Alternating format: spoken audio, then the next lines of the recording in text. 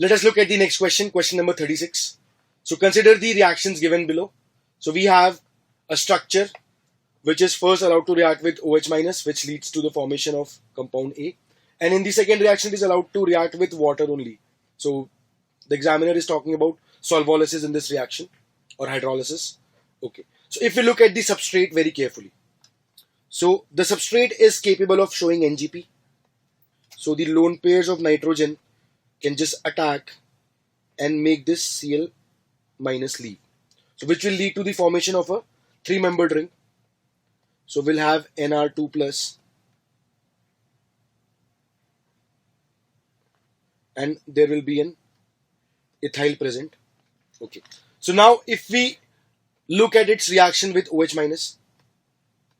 So students, OH minus is a good nucleophile and it is going to attack via SN2 mechanism. So it is going to attack the less hindered carbon.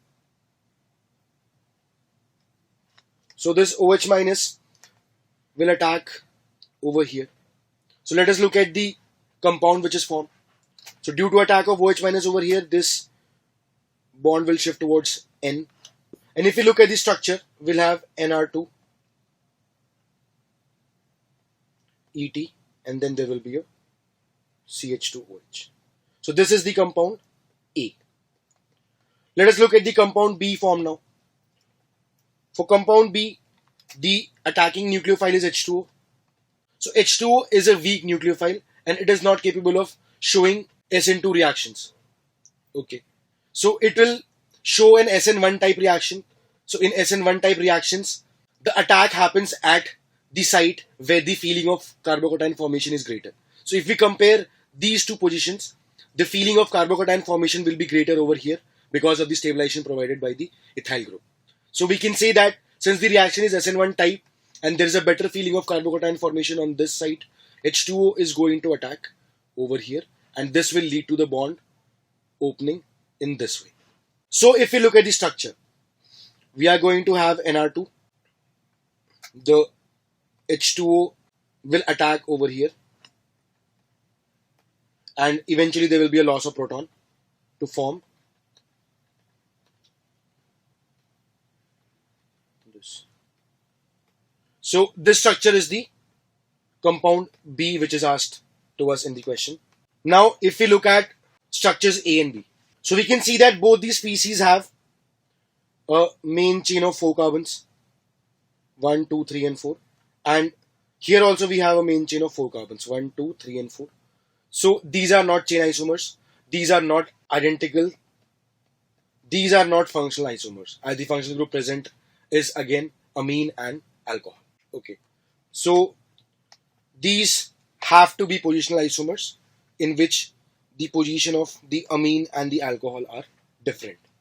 So students, the correct answer for this question is option 2. Let us look at the next question, question number 37. Which of the following statement is incorrect? Okay, boiling point of isomeric alcohols generally decreases with increasing branching. This statement is correct, students. If we look at 2 isomeric alcohols,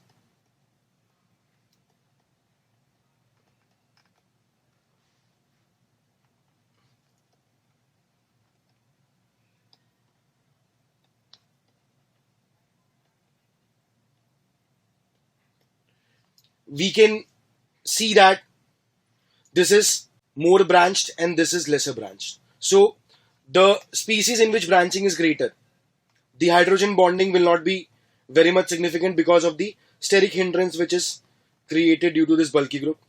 So since hydrogen bonding will not be very effective in this case, it will lead to lower intermolecular forces of attraction and eventually it will lead to a lower boiling point. Okay, so the boiling point of isomeric alcohols, it generally decreases with the increase in branching, as here the hydrogen bonding will be more effective and here it will be not. So this statement is correct. Let us look at the second option.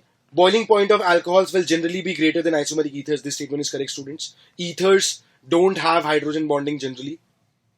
So in alcohols, due to this hydrogen bonding, the intermolecular forces of attraction are greater and hence it will be less volatile and the boiling point will be greater. So statement 2 is also correct, students. Let us look at statement 3 now.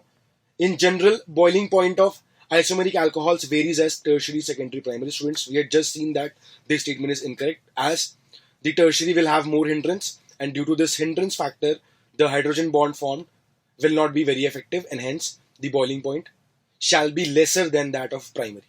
So statement 3 is incorrect. Let us look at statement 4. High boiling point of alcohols is due to intermolecular hydrogen bonding. This statement is also correct. So students, since we have to select the incorrect statement for this question, we have to mark option 3 as the correct answer to our question. Looking at the next question, question number 38. It is a fact-based question. So examiner seems to be interested in knowing the bactericidal antibiotic. Okay. So antibiotics can be either bactericides or they can be bacteriostats. So out of the given 4 species, ofloxacin is a bactericidal antibiotic. So we have to mark option 4 as the correct answer to our question. Let us look at question number 39 now. Quinol is a white crystalline compound that is used as an antioxidant. It is also used in development of photographic films. So which of the below given method does not produce hydroquinone? Students, hydroquinone and quinol are the common names for 1,4 dihydroxybenzene. Okay, so we are looking at the formation of this compound. So let's start with the first option.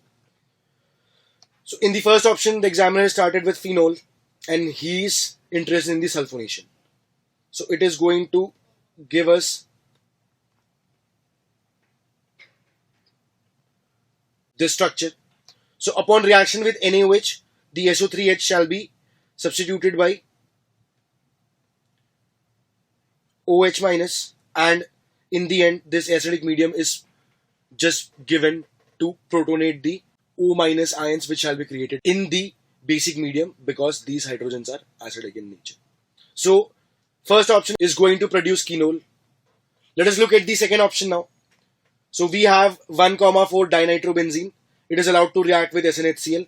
So both of them shall be converted into NH2 and H2. Okay, now we have NaNO2HCl. So both will lead to the formation of diazonium cations. And on reaction with steam, both these N2 plus shall be substituted by OH. So we'll have quinol as well. If we look at the third option now, so we have LiLH4. So this LiLH4 is going to convert this ester group into alcohol. So we'll have OH and a methoxy group at the para position after reaction with LiLH4. Now if we talk about the reaction with HI, this HI is going to hydrolyze this ether. So this ether will be converted into an alcohol.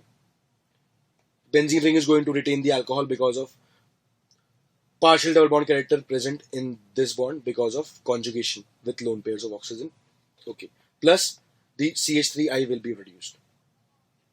Okay. So this is also going to lead to the formation of quinol. So it must mean that the fourth reaction will not lead to formation of quinol. Let us check the fourth option just for the sake of it. So we have OH and NO2 at the para position. It is first allowed to be reduced with FeHCl. So this FeHCl will convert this NO2 into NH2. So we have this structure. Now when it is reacted with NaNO2HCl, it will convert this NH2 into N2 plus,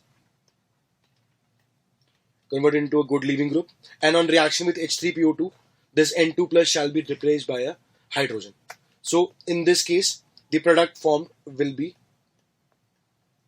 phenol and not hydroquinone or quinol as asked in the question. So students, we have to mark option 4 as the correct answer to our question. Let us look at question number 40 now. Isopentane on reaction with Cl2H nu form A as the major product, which is formed in the maximum amount. A on reaction with alcoholic OH minus form B as major product. That on reaction with PHCO3H forms C. C on reaction with H3O18 plus. So examiner is using labeled oxygen in this case. It forms D as the major product, and we have to comment on the structure of D. So students, let us first start with A. So A given to us is isopentane.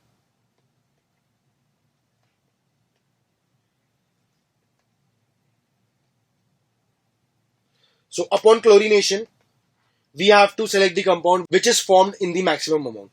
So we know that the reactivity of chlorine radical is 1 is to 3.8 is to 5 with a primary, a secondary and a tertiary hydrogen respectively. Okay, so we can probably find out the structure which is going to be formed in the major amount by use of some mathematics.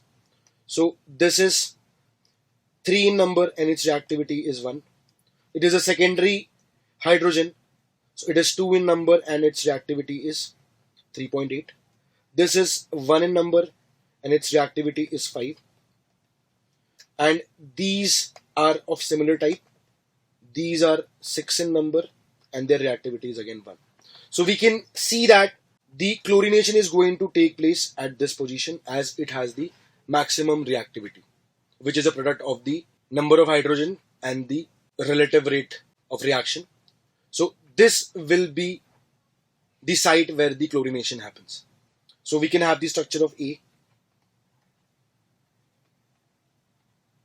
So this is our A. Now it is allowed to react with alcoholic OH minus. Students, alcoholic OH minus will lead to elimination and will have an alkene. So the more substituted alkene will be formed in this case. So this is our structure B. Now B is allowed to react with peroxybenzoic acid. Okay, so we know that the peroxybenzoic acid creates an epoxide with an alkene. So the compound B will lead to formation of an epoxide.